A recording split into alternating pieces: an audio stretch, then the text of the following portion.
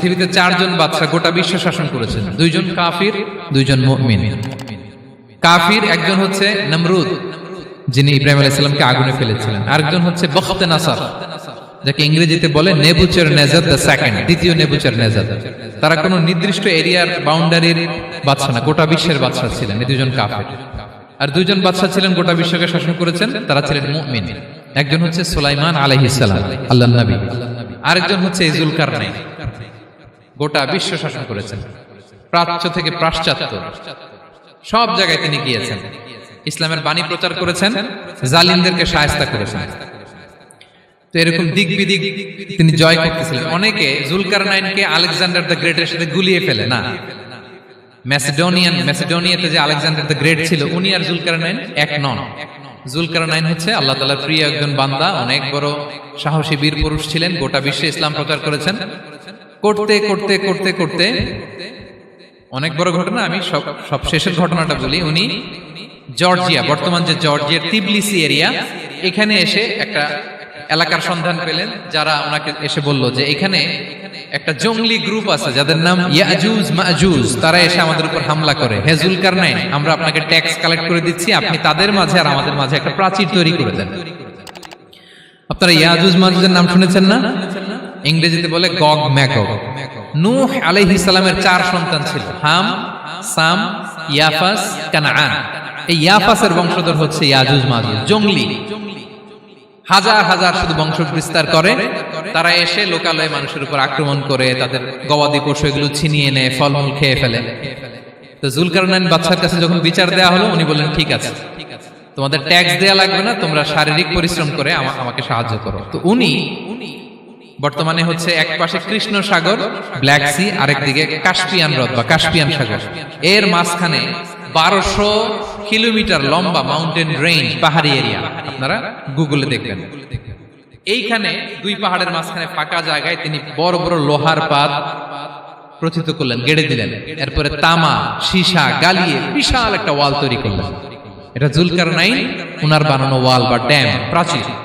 এখন আর ইয়াজুজ মাজুজ আসতে পারে না, ওরা আর আসতে পারে না। ওরা প্রতিদিন এটা ভাঙার চেষ্টা করে, কিন্তু ভাঙতে ভাঙতে আরেকটু ভাঙলেই ভেঙে যাবে।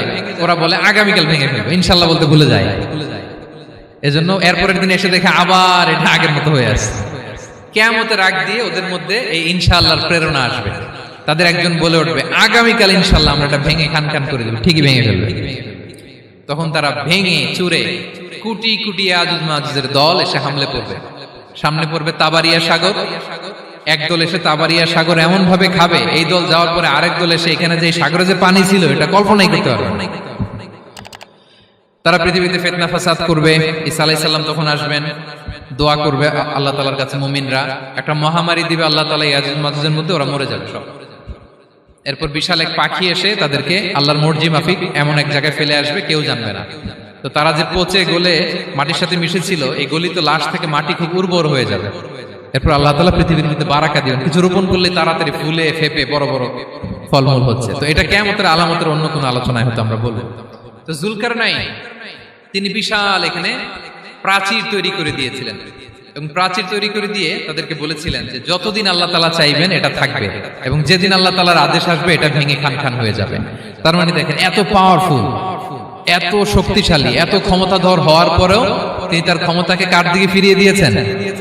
যে আল্লাহ যতদিন চাইবে এই প্রাচীর টিকে থাকবে, যেদিন আল্লাহ তাআলার আদেশ আসবে এই প্রাচীর ভেঙে খান খান হয়ে যাবে। সো আমরা ক্ষমতার দেখা পেলে, চেয়ার একটা পেলে, আমরা যেন জালিম হয়ে না উঠি, এটা হচ্ছে এখান থেকে শিক্ষা। আমরা যেন জুলুম না করি।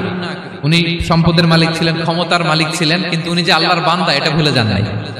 আমরা যখন ক্ষমতাশীল হই, আমরা যখন প্রধানমন্ত্রী হই, আমরা যখন প্রেসিডেন্ট হই, আমরা যখন পাওয়ারফুল হই, আমাদের সবচেয়ে বড় পরিচয় যে আমরা আব্দুল্লাহ, আল্লাহর গোলাম, এটা আমরা ভুলে যাই। আমাদের আসল পরিচয় কি? আমরা আল্লাহর গোলাম।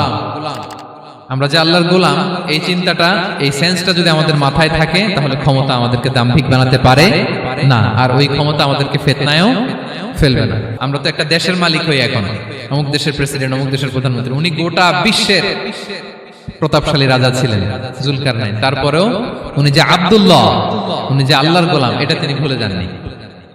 তাহলে এইভাবে যদি আমরা এই ফিতনাগুলো থেকে বাঁচার চেষ্টা করি তাহলে এই ফিতনা থেকে আমরা বেঁচে থাকতে পারবো, এবং দাজ্জাল যদি এই মুহূর্তেও আসে সে আমাদেরকে বিভ্রান্ত করতে পারবে না। পারবে? পারবে না ইনশাআল্লাহ। ইনশাআল্লাহ বলেন। আর ভবিষ্যতের সব কাজের আগে আমরা সবসময় কি বলবো? মনে থাকবে সবার? আল্লাহ তাআলা আমাদের সবাইকে কথাগুলো বোঝার ও আমল করার তৌফিক দান করুক। Be a part of our vision. Do listen and share the khair.